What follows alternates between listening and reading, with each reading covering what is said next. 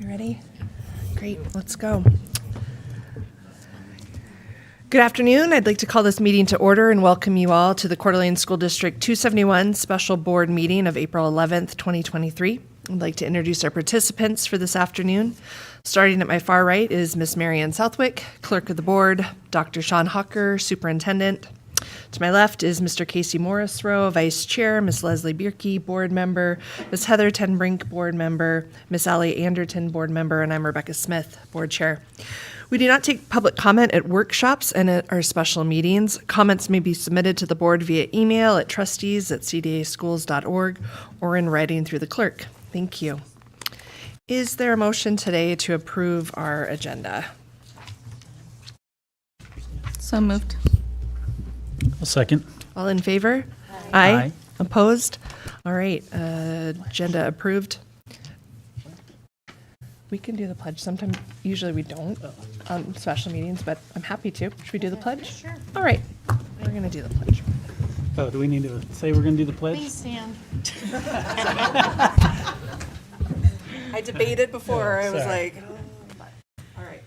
The pledge of Allegiance to the flag of the United States of America and to the republic for which it stands, one nation, under God, indivisible, with liberty and justice for all.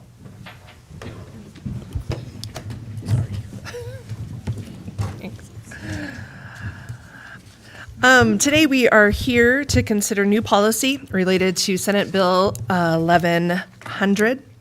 And Dr. Hucker, would you go ahead and start? Sure. Thanks, Chair Smith and trustees. Workshop for you today to work through potential creation of policy. Before you've got a couple of sample policies that two of the trustees have been spending some time lately putting together. So I think it would be a good opportunity to kind of compare those policies, work through, make those decisions as to kind of which policy might be your base to build from. We are hopeful to be able to create a document today that would encompass all of your suggestions in a policy and then be able to present that out to our community later after this meeting so that we can get their input as well. On the phone, also connected to your meeting tonight, is the school district attorney. So you're welcome to ask any and all legal questions. We wanted to make sure you had that at your fingertips as well as you work through this policy. So with that, I'll turn it back over to you. I'm happy to answer any questions, but really this is a workshop for you. And maybe the best scenario is just to kind of start with reviewing the Senate bill that has been signed by the governor and has been approved and will become law July 1. And I know you've likely already done that over the weekend, received that in advance, so you can see what the law specifically calls out, and then we can get to work on putting together a policy that aligns with that law. So, and maybe you have maybe I know that there's two different policies that you've been kind of working on, and they're both fairly similar in realities. So maybe we can. One of the first tasks is just to kind of pick one of those, I guess, as our base, so that we know which one to edit, and then we can. We're just going to take notes as you work through and make some kinds of decisions. Does that sound all right? All right. I'm going to turn it back to you, Chair Smith. Thanks. Megan, are you on the phone just so we know that you're there? And Yep, I'm here. sweet. Thanks, Megan. I know you've seen both of these policies and have given some feedback already, so appreciate that. Trustees, you want to maybe start? Maybe just good evening. Just kind of introduce mine or the process I went through. So I think I want to say it was around March 17th or 18th that the House voted on this and sent it to the Senate side. So at that point, that's when I started working on a draft policy. And I took one of our policies, I can't remember which one, somewhere right around there, 3070 or 3080, and kind of use that as my template as far as design. So it looked like our other policies. And then I just went to the legislation. And really, I think, to me, this is a very specific policy. And so I didn't get creative with it. I didn't get outside the language of the legislation. I just tried to incorporate what was in the legislation and maybe simplify it to make it read a little easier than it does in some of the legislative documents. So I just broke it into kind of a couple areas there, and you can see in the policy. So I did school restrooms and changing facilities because I see that as kind of one area, overnight lodging, what the accommodations are, what the exemptions are, and then finally definitions. And on the definitions side, which is on the page 2 there, I only included the definitions that were in the legislation. I did not go beyond that. And part of that, so I created a rough draft on this. Then I actually met with Megan O'Dowd and asked her to kind of review it. And I asked Quinn Perry with Idaho School Board Association to review it as well. They both gave me feedback. I edited it, accepted their feedback, and then sent it back to both of them to review again, is how I did that. On the exemptions, I know one I did, if you're looking, there's only 7 exemptions on there, and the legislation has 8. I have all 8 in there. I just, Quinn Perry with Idaho School Boards recommended it, and I combined 2 of them.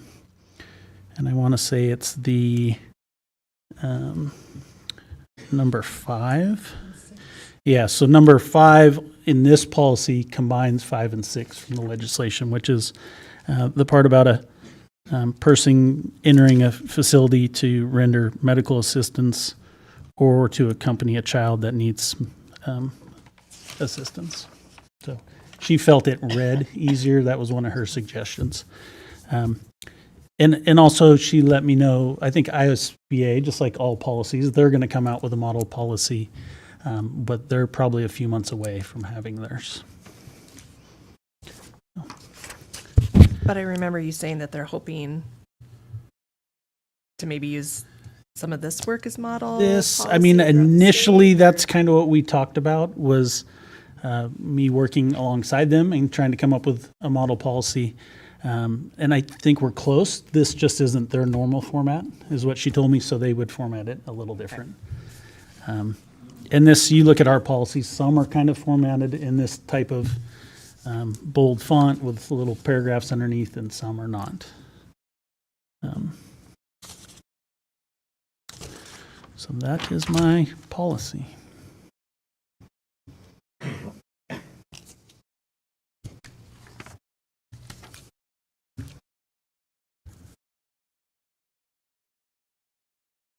Terrific. Where do we want to go from there?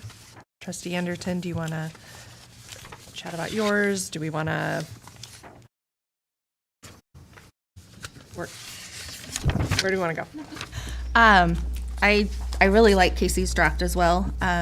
I formatted mine a little bit more off of the transgender guidelines that we already had within the district, and then kind of tried to align those with the new state legislation. And I know that we, in the transgender guidelines, addressed a few other things besides just bathroom usage and overnight stays and locker rooms. And so I just, based on some of the feedback that I got back, wanted to try and be a little bit more inclusive of what this policy would cover. But I'm open to hear what you guys have to say too. So. Great. I did get feedback, I guess, from Megan and from Misty as well. And there are definitely ways that it could be streamlined somewhere. I don't necessarily need to have quite so many definitions and things in here unless we're going to address all of the different aspects of it, and then they will be necessary. So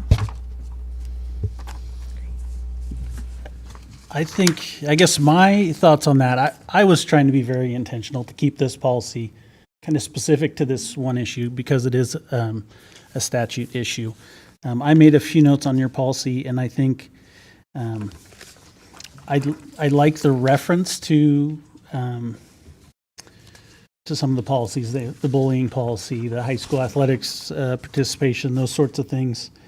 But I wonder if we're better off just referencing those in a policy as to opposed to including the language. Because if we include the language and in 6 months we change that bullying policy, now we got to remember, oh, we reference, we have a little of the language in this policy as well, and we have to go correct it. So, I mean, historically, that's what we've tried to avoid, putting language in multiple policies because it gets hard, and just instead including the references at the end. Okay, that makes sense, for sure. I didn't include the references. I talked to Dr. Hawker about that. The cross references, I guess, would be at the end of my policy because he said administration would plug all those in there. So I didn't do that. Would those just go under legal references then, or would be another little section? It would be like, here's a policy I printed of ours, but at the end of the policy, there's all Right, these okay. Idaho code references and the cross-reference policies and all those sorts of things. And when you are in our policy manual, you can actually click on those and it'll take you to that policy, that cross-references. Well, I see some value in leaving them in a reference to them in the text rather than just at the bottom. Sure. Not that it, right, yeah, but a reference to the bullying policy and the IHSA rules. Right.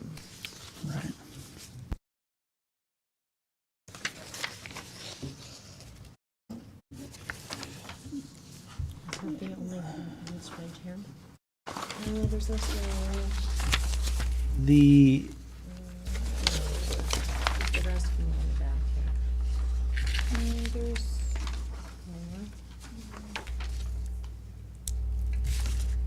the one thing on the definitions, I guess, that I would say, the additional ones that you had there, Ally, gender identity and transgender and gender expression. I feel if we wanted to define those, I think that's fine. I think it'd be more appropriate in a separate policy. Okay. That's kind of what I wrote here. Because I know this issue's around transgender, but this isn't a transgender issue, right? This is offering individual bathrooms to any student who requests it regardless of their transgender status or not. It's for any student, and it's not a gender issue necessarily. I know that's how it came about. Oh, that reminded me. One thing I did put in here. Oh my gosh, I have so many policies. Under reasonable accommodations, this was something that Ms. O'Dowd and I talked about on my draft there. Item B, the conditions. So provides a written request for reasonable accommodations to the district and signed by both parents or guardians. The law actually didn't require that it be signed by a parent or guardian. And Ms. O'Dowd and I talked about that and thought it was appropriate. She actually suggested that it be both parents and guardians because in the instance of a divorce, both parents have rights, and so you don't want to limit it to just one parent being able to sign because the other parent may be unaware of the accommodation request. So that was a suggestion. Is of there a hers. situation? I hear what you're saying. Is there a situation though where is it just one parent that might sign for a student across the board? Like in certain custody instances. Is what I'm thinking. Yeah, sometimes there's only one parent. Somebody's passed Right. away or something like that. So, Is there? So if it's not both, is it the custodial parent there, or is there a word? Because if you say, Right. you see what I'm saying. I'm just Right. wondering if you put Megan, both, are but you it's on? Really not. Yeah, thanks. If I could give, I guess, some clarification, I think that's a great point that Chair Smith just made. I think the intent is whoever has either sole legal custody or if there is joint legal custody, any parent in a joint legal custody situation would have rights with respect to an education decision such as this. So we could probably make the suggestion that's signed by any parents with, or by the parent guardian with sole or both parents with joint legal custody or something to that effect.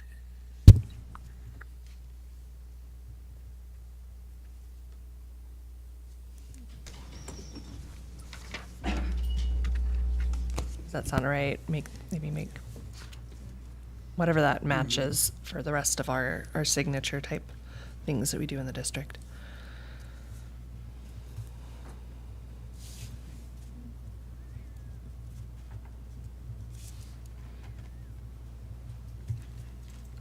On the sports reference, and let's see, did I bring it? I wasn't familiar with Rule 11, which I think, Ally, you referenced Yeah. It was in, I might. from IHSA, and I Yes. printed it, Yeah. but I think I forgot to grab it out of my, oh no, here it is.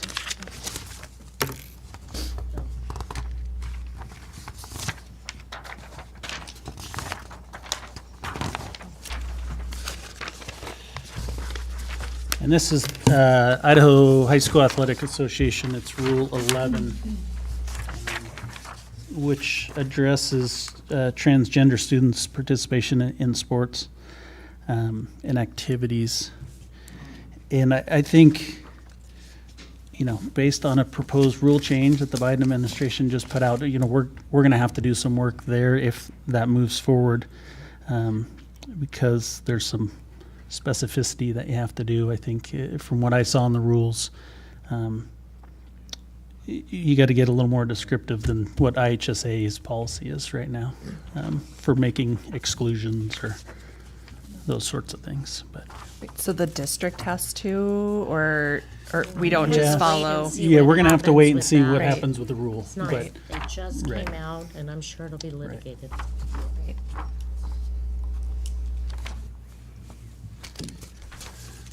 yeah, it was a draft rule that's out for public comment right now. Right, but I just mean, we have to, if, Right now, this is our IHA. guiding document. right, But there may be work to do if that rule change goes through. IHSA doesn't do that work first? Well, I'm just wondering about the the- process, yeah. like, they don't, they do that They'll work probably first come up and with a then- model, but I'm sure they I believe the rule change says it has to be done by each local education Yeah, okay. association. So each district will have to pass their own rule Okay. regarding that, and university and all that. Okay.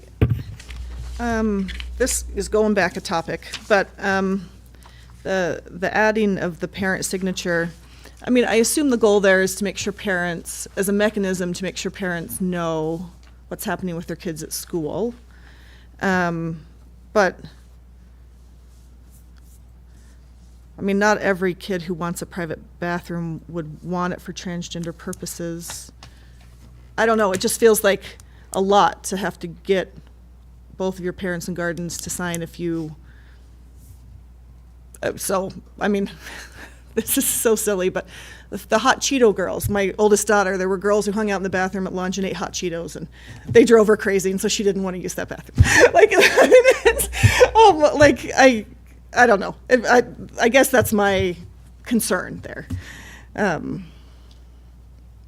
I think part of my reason for it in talking with the high schools, I think especially, is there's a limited number of private bathrooms. Okay. And if 1,600 kids say I want to use a private bathroom, they are going to have a big problem. So it's a bit of a deterrent. You really need to do it or want to do it if you're going to have your parents involved. And I think that was part of my intention as well.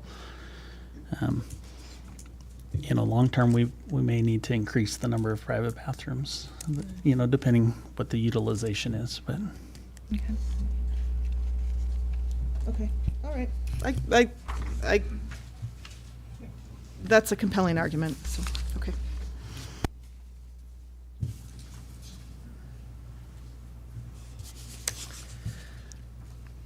Maybe one way to do this is just to take Casey's, to start with and work our way down, see if there's anything we want to add or change. Does that sound right? Just to work our way through it that way? Okay. Is that all right? Okay. Just looking at that school restroom and changing facilities, is there any comments or concerns kind of in that section?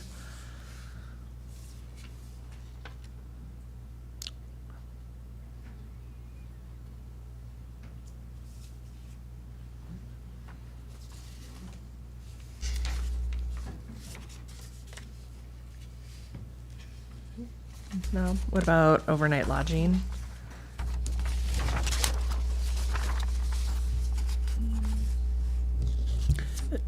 I will say on overnight lodging might be one when ISBA comes out with their, if we accept this, when ISBA comes out with their model policy, you know, obviously we're going to review that and we may want to incorporate some things there. I know one thing that Quinn told me they're concerned about there is in that instance where you have a student, let's say they're a transgender student, and so they're kind of restricted where they can be bunked with or who they can share a room with. You could end up in an instance where they're in a single room, they're by themselves, which would not be ideal either. And so that's one thing they're trying to work through is how do you word that and handle that situation.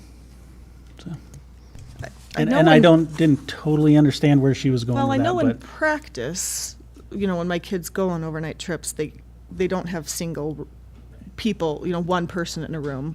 Is that policy? That's a great, I don't know if it's policy, it's just practice. It's expense, right? Generally, when a basketball team travels somewhere, there's going to be 2 to 4 kids in those rooms, depending upon the makeup of the bed.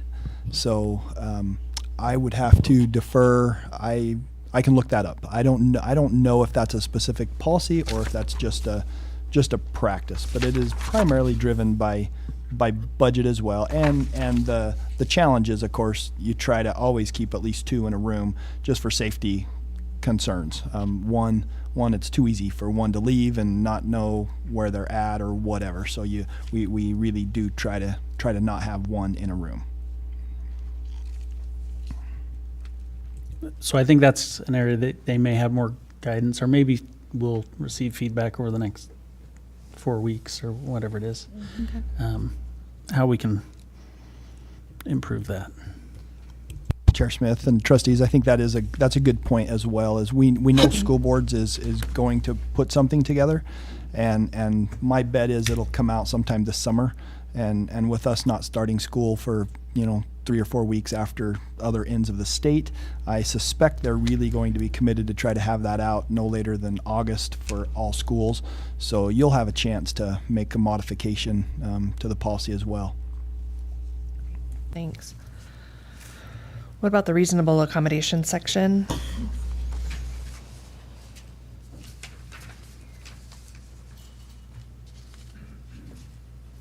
Any additional comments or? I'm still trying to kind of capture what Megan said there, but I'll get that down here. Okay. Yeah, with About the custodial parent signature? a parent or guardian with sole custody, or Or both joint, parents or joint guardians with physical. joint custody. I like having the parents' signatures. I mean, obviously, for your instance, that wouldn't be the case, but I think it's important that we keep parents in the loop. But would it have been that difficult for your daughter to have come to you guys and said, can you both sign No, this? I'm just saying, I just feel like, I mean, but I also, the argument of then we keep people from the truth is everyone probably prefer a more private bathroom. And I think long term, that's something we should try to do for all of our students. But it does deter overuse of things that are in shorter supply. So I'm good with that. If I may interject, I may have come up with some better language on if we revised it to provides a reasonable request or reasonable accommodation to the district, comma, signed by parent/guardian with a parenthetical S with legal decision-making authority. I think that would address the variety of situations that we may be dealing with. Great. Could With you say that? legal what? Yeah. Could you say that one more time again? Thanks. So, signed by parent/guardian, and then do one of those parenthetical S's, so we address both one and two parent situations with legal decision-making authority. Great. Did you grab that? Got it. All right. I mean, I think that works as long as whoever's getting that form signed knows what that means. Pretty straightforward. It's pretty clear. And we can train our staff to know what that means. Can we move on to exemptions? Anything in there for exemptions?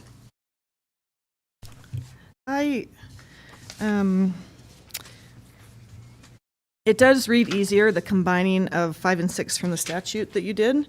But the statute doesn't specify a child, it just says a person in need of where is it? A person in need of assistance. I'm just thinking about, people who have adult children that are still in need of assistance. But this is in school, so you could say students.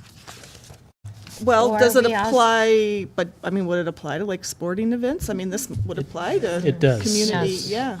Okay, well then, person would apply then. Does it say kid? Well, Casey's policy says child. The Oh. statute does not. It says The s- person. Yeah. The statute says a person in need of assistance.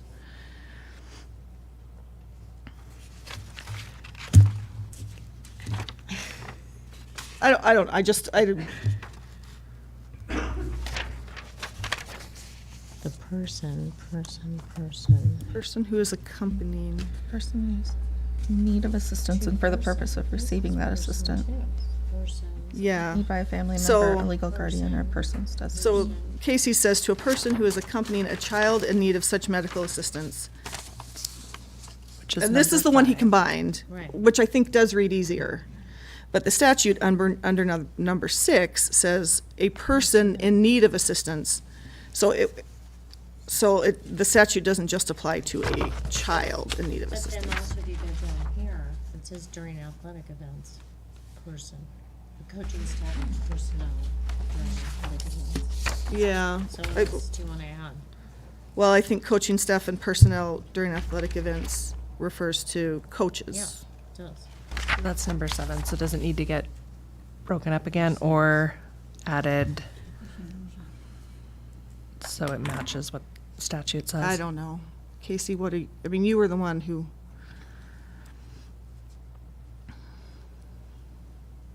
Well, I went on spring Quinn- break. I can't remember. Oh. How about that? Was it just a readability issue? That's what I recall. We combine those two. Does Megan have an opinion? And I can't remember if it was Megan or Quinn who suggested that to me. Yeah, if I could offer a suggestion, I think the point is a good one, that it is, because I can envision a situation where, for example, an elderly adult slips and falls and, has an adult daughter or something that's in the bathroom trying to assist her elderly father. So I think it could meet the statutory requirements by replacing child with an individual and be consistent with the statutory language there. I'd be okay with that. Is that? Or to a person who is accompanying an individual in need of such medical assistance. Yeah, I like that better. That work? And then the rest of it follows statute. I have to ask a question about that though too, because I've worked a lot in the healthcare and assistance areas, and there's been several times where I've had to, not because of a medical condition or an emergency of any kind, but had to help elderly or adults into the bathroom.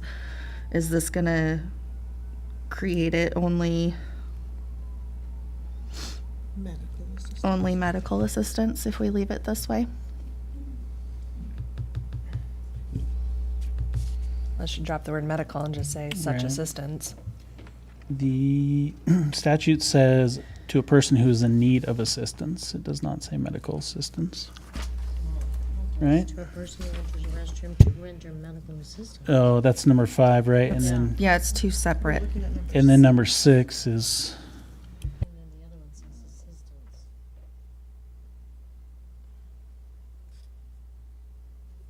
So we could just say, or to a person who is accompanying an individual in need of such assistance. Or just in need of assistance. Of assistance. If you do such, it ties back to medical. Right. But if you're looking for your justification, yeah, I would possibly just get rid of such medical at that end of that So, sentence. go on. I think we should break these up. I think we should break. or maybe we Okay. split that back up and And put 6 just in go with the because, statute Yeah. language. Make Yeah. it more It's clear. too confusing to do all this. Just do what the statute says. So we'll do 5, so we'll renumber it 5, then there'd be 6, Yep. and then renumber 7 and 8, and it just follows Yeah. statute Okay. at that point. I'm- Yeah. Does that sound And right? that way it's continuity. Okay, It's the do we, same. do we get that? So 5, to a person who enters a restroom or facility to render medical assistance. 6 would be along the lines of, to a person who is accompanying an individual in need Of assistance. of assistance. I don't know if we need any of that additional statute language in there. And then 7 would be then to coaching staff and personnel, and then 8 would be ongoing natural disaster. Mhm. Here, last page. Is that, Okay, I guess the only other thing that I would have to ask with that too is, what about my 3-year-old, 4-year-old grandson that needs to go potty and I'm the only person with him? Well, I think that's what. I think the that's purpose under is 6. for- That one's 6? yeah, that'd be 6. I think that's what they're Rendering getting at with assistance. this 6 in the statute, Yes. yeah. Okay. Oh, I just want to make sure. Yeah, the wording's tough on that one. It's The way a they little- word it. Yeah. But I think that's what they're getting at, as well as like, an elderly person who might need assistance, or an adult who's disabled who might get assistance, or, yeah. Just the wording's different in each, so. I know it might seem tedious, but that's kind of how the workshop process works, is that we work through each sometimes little word and that type of thing, and because this is our first chance to actually talk in public about these policies together. So if it seems tedious, it's just because this is our time to work through it. I think it'd be great if we just kind of stuck closer to the statute. Then it On that makes part? it simple. So we've renumbered and Yes. we can move forward on that. Anything else there under exemptions? No. All right, then we would jump into definitions would be the next section. Skip the legal references, policy history, that all comes later. Definitions, these were in Yeah, statute. those are direct from the statute. I was not gonna take any poetic license with those definitions.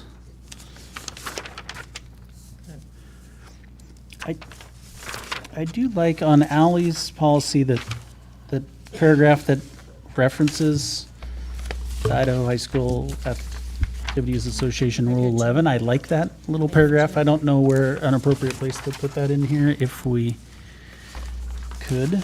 And I think it basically just says, these are rules for locker room access. Rules for participation are, We could put it. under by reasonable sports. accommodations. She's gonna need reasonable accommodations. So you're talking about the paragraph, students shall participate in school activities, that whole section there. I like it too. So just as a reminder to go, essentially, it's a reminder to look at. And we could add ISHA. that to reasonable accommodations. Okay. Maybe that's a third paragraph Yeah. there, under reasonable accommodations. We can start So, Dr. Harker, did you get that? Yep. Third paragraph. Sure did. We will add Ally's reasonable accommodation.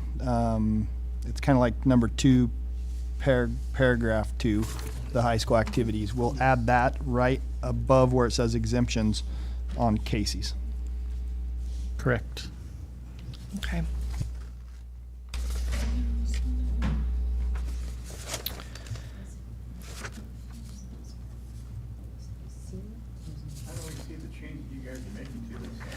When this is all finished, if we decide to send it out to public, that would be the next step. Once we're through, we decide and vote whether or not we're gonna send this policy out for public comment. And then at that point, you would see we'd be able to do it. And then the public will be able to make comment on that for the whole next month as well. So I'm assuming that that's kind of where we're tracking and stuff on that. So you'll see all those, be able to give comment. We can receive that comment. There will be open public comment before we would take action on it. So again, just the details right now of it. So, yeah, thanks.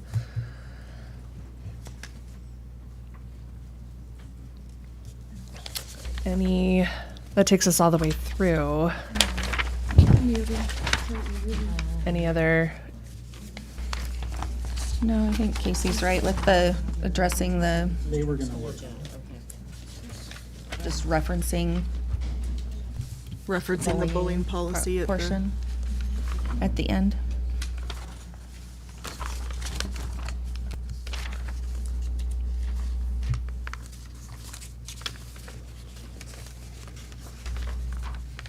Yeah, I kind of looked at just some of the policies, but I think there's, it's harassment, intimidation, bullying, there's enrollment qualifications, that's kind of the names, and gender, on their official document, the legal. So that's already covered in policy. 3570 was student records, that talked about confidentiality of the records. Sexual harassment, discrimination, retaliation, that's 3085. Talked about some of it. So there's a bunch of them that were all need to be referenced in there. But those will be referenced by district, okay. And we'll include most, I think probably all of yours that are referenced there as well. I mean, I think just to have that list of references of other policies that might be pertinent, we can go ahead and just list those. Okay.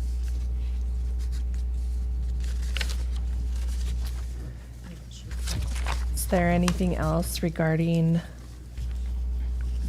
this? And my sense is that we want to send it out for public comment. So if we want to send it out for public comment, then I guess I'd ask for a motion to do that. Do we have a motion written? Is there a motion written in the I think packet? there is.